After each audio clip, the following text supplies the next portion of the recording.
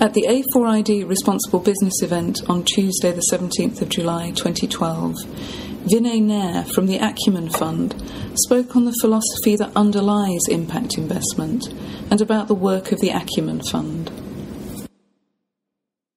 So I'm going to just maybe talk for about 10 or 15 minutes about Acumen Fund, and in so doing try and position a little bit in terms of the context of the overall impact investing market. It's a phrase that's getting bandied about a lot, perhaps too much, but there's a lot of excitement, potential, which comes with its opportunities and risks, and maybe that's something we could delve into a little bit in the Q&A as well.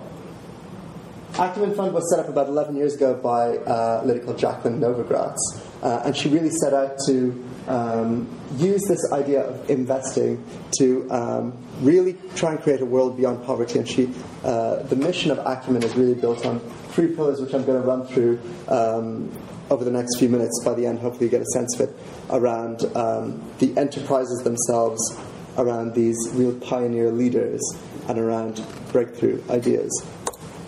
So, to start with the graph, given I used to work around the corner, probably not a bad place to begin.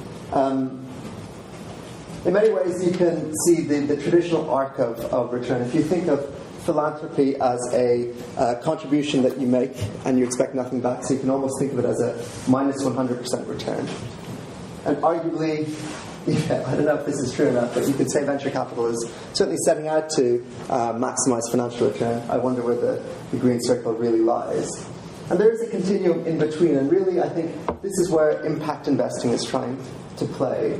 And probably the excitement and the challenge is to figure out how can you find a way to really use this opportunity around meeting a social impact, but also being cognizant of financial return objectives as well. Now, Acumen's approach is really to invest what we call patient capital, a blend of the two. We use philanthropy as our liability, as our funding, in order to make investments in companies that are providing critical services to the poor in the developing world. Now, the reason we're just a little bit above the 0% line is that we're ultimately looking to invest in companies that will ultimately return our principal, whether that's simply the money that we invest and get that back, or with a return. But the reason we are looking to fund ourselves with philanthropy is really this concept around maximizing social impact. Jacqueline herself was an investment banker back in the 80s and went out to Rwanda, set up the first microfinance institution in Rwanda, went back, studied at Stanford, and spent a decade at the Rockefeller Foundation. And one of the things that frustrated her the most was when philanthropy has this opportunity to really maximize social impact. After all, you're not looking to get the money back. In reality, it was proving most conservative. So Jacqueline thought, is there a way that I can use this approach around investing, but really use that flexibility that philanthropy offers, and conceived of this idea of using that as the funding to invest. And we'll run through some examples to maybe enrich what that really means. And by investing in companies at the earlier stage, what we're looking to do is not just provide the capital, but also provide the post-investment management support. So you can take a company to the point where it scales, and that we can exit, and as I mentioned, get our money back. And what happens when that occurs, and we've had several $1 million of our money back, is that money stays within the fund, an open-ended fund structure, that allows us to have increased amounts of capital that we can then reinvest. So you can see that compounding effect that occurs from this structure.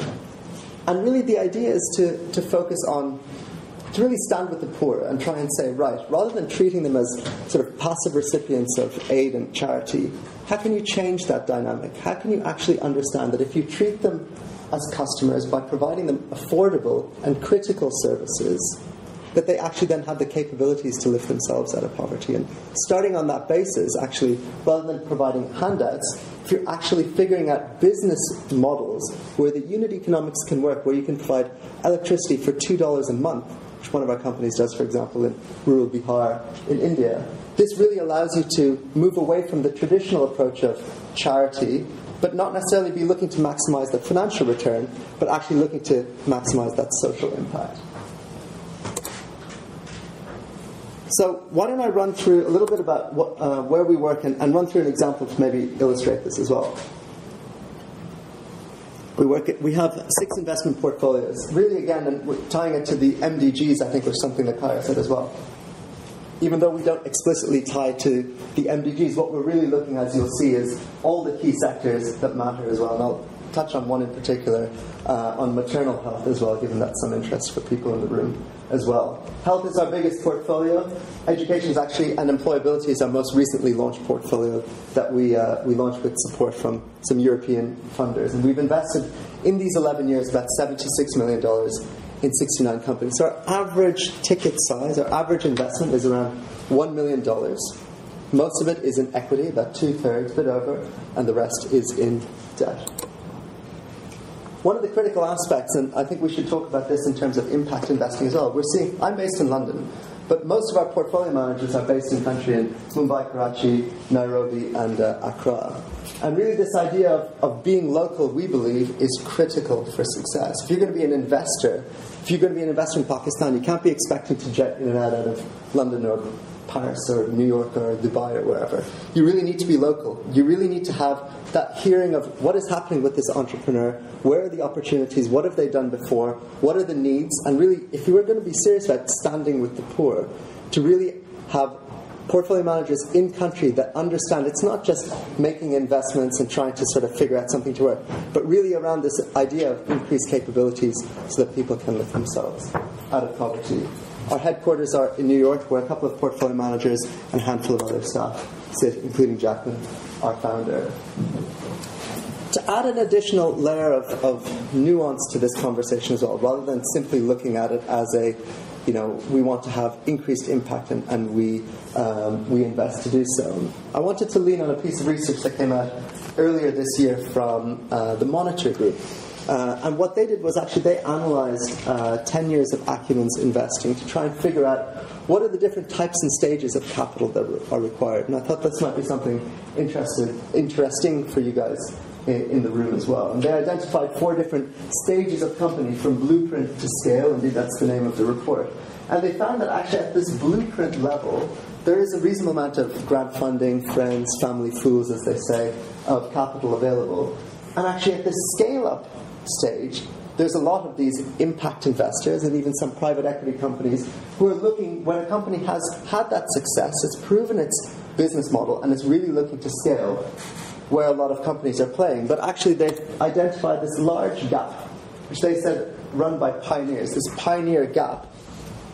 And what they concluded was that there's a need for philanthropy and philanthropy-backed patient capital investing to fill this gap. Now, unfortunately for the sector, this is a very unsexy conclusion. What really I think a lot of people want to hear is that you can do good and you can do well. And we believe, yes, that is the case.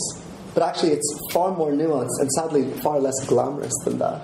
That actually there's a lot of hard graft. If you're sitting in a slum in Kibera or in Lahore or in Calcutta, you really have a lot of stages to go through. And if you're looking at really if you think of the provision of critical services for the poor in those 4 regions I mentioned, India, Pakistan, East Africa, and West Africa, what you're seeing is 2 things. 1, public good provision failure. The government is not able, choosing not to, siphoning on funds. The reality is that they are not providing these critical services: health, housing, water, energy, agriculture, education, employability. And secondly, there's market failure. The private sector is bypassing the poor. For those with the financial bent, and you think about risk and reward, actually on a risk-adjusted basis, these companies simply don't make sense. Because actually when you see the company go to scale, it may be that the upside isn't financial, but social. So how do you reconcile that? How do you take, if you're an investor and you say, I really want to figure out a way to do good and do well, even with the best intentions in the world, it may be that the computer says no. Your financial model simply concludes that there's no point in doing it. So how do you reconcile that market failure and public good provision failure? So our approach is really on the sense of patient capital, where you're looking at the ability to use that sense of investing and really focusing on, goods and services that help provide dignity to the poor, but doing so in a way that has the potential to scale. And it's a very complex, very difficult, but happily very, very rewarding space to play in. Let me touch on, do I have time for my example? Of Anand Sharma here, who founded LifeSpring. I actually visited this, so I'm not going to touch on the company I sit in the board of, because actually, I went to visit these guys a number of years ago, and it's very exciting to see how they've done. This isn't one of our biggest success stories of our 69 companies. This is a company that's still figuring out its model. It's still not profitable. But what is exciting is that when Anand set out to figure out how can I provide affordable maternal care in my home state of Andhra Pradesh in southern India, what he realized was there were two things that were required. One is that he had to find a way to make services affordable. And the second was that he had to work out how to get unit economics to work. Actually, so even before coming to that, let's consider the situation at present. You have some of the best hospitals in the world in India. For those of you who have been to India, you see the in the tier 1 and tier 2 cities, Apollo hospitals and various others are really off the charts when it comes to quality, but of course also then when it comes to cost. At the other end of the spectrum, you have government hospitals, which not only have poor quality, but actually when it comes to maternal care, the sad reality is, and let's call it out, if a C-section is required, a bribe is expected just before that delivery. Now imagine when we talk about dignity, we're really thinking about how does this work in practice? How do you actually operationalize this challenge around bringing dignity to the poor? And that's what we see in not just in Andhra Pradesh, but across the country. And so Anand said, okay, how do I get this to work? And his innovations were twofold. The first was to actually focus on unit economics. So he said, if I focus on 3 interventions only, so hysterectomy, C-section, and a standard delivery, and I'm a recent father, so this has become particularly heightened emotion for me when I think about what they do. Actually, if you look at the cost that they've got down, it's about 6 times the cost of a conventional delivery in private hospital in India. So actually this is where he worked on the elasticity would work, and actually by simplifying procedures and simplifying what was available in terms of the amount of machinery and so on required, he could get the cost down. But actually it turned out that wasn't enough. And so his second innovation was to use what's called a cross-subsidization model, where he has high-quality private rooms, semi-private rooms, and these rooms where you have no air conditioning and 4, and in some cases 6 beds to a room. And the idea is if you have high enough quality on the private side, you can make the profit and you can cross-subsidize to make it work. And now I'm thrilled to say that there are thousands of deliveries happening across these 12, like this photo was taken in June for the latest, I can't remember which one it is, I think is the 12th hospital to open. And what we're seeing actually is that now that the unit economics can work, he's going to go into a next round of fundraising where we're going to see private equity investors who are getting very excited to say, actually, wait a minute, why stop at 12? Why not 20, 100, multi-hundred, and so on? And so our ability to take this company to scale is going to actually demonstrate that you can do this cross-subsidy model, that you can have affordable maternal health in Andhra Pradesh, and then hopefully beyond. And the last point I just want to make on this slide is one of the interesting things that came out by having these, this is like a photograph of a placard on the wall, is having these prices understood up front. It has dramatically reduced that risk of corruption and the need for bribes. That actually, if a C-section is required, you know up front how much it's going to cost. And so there's no longer that, oh, I'm afraid it's going to cost 15,000 rupees, and if you don't pay me now, then, you have to be prepared for maybe losing one or both, mother and child. And actually, this has turned out to be one of the things that, not just in terms of quality and cleanliness, that the patients in the hospital come out and tell us that they appreciate. These are 4 further examples of actually some of our most successful companies in Pakistan, in India, and in East Africa. And the last point I just want to touch on was on this idea of leaders. Acumen Fund about 6 years ago launched a global fellows program, really trying to focus on this nexus of finance and operations and social impact. And an increasing amount of people who are really considering, how can I apply my previous experiences towards delivering this social impact? And Acumen launched a Global Fellows program where it's a 2-month training program in New York. And then these fellows, who are typically in their have about 6-7 years median work experience, then go out into one of our investee companies to work on a specific project under the CEO. And actually what we've seen, as it turns out, is all of these leaders, as they've graduated through the program, are all amazingly in leadership positions now, and I think 85% have remained and are leaders in the social impact world as well. Amazingly, what's happened now is we're launching regional fellows programs, because this is great to see. Javad is a fascinating example, actually. He's from Baltimore, went to Pakistan, worked with one of the godfathers of low-income housing in Pakistan.